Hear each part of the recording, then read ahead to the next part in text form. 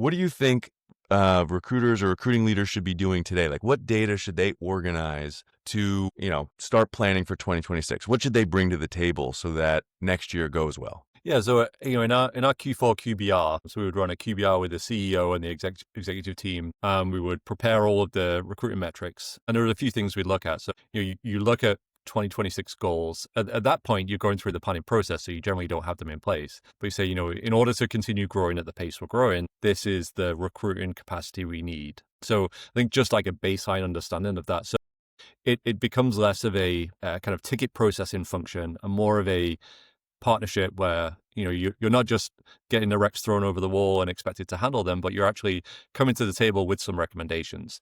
And so you have that recruiting capacity. But then if you're in a data driven business, which I don't know any businesses that aren't data driven today, your exec team are going to push back and say, well, what does this mean in terms of time to hire? Like, what are you doing to improve time to hire? How is our quality of hire doing? What is our attrition rate? How does that break down between regrettable and non-regrettable? And how are we measuring that? How are we going to improve that over time?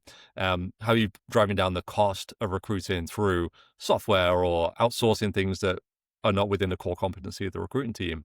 And so there's kind of like a number of these kind of different metrics that you're going to need before you go into that meeting, just to really understand what your plan is.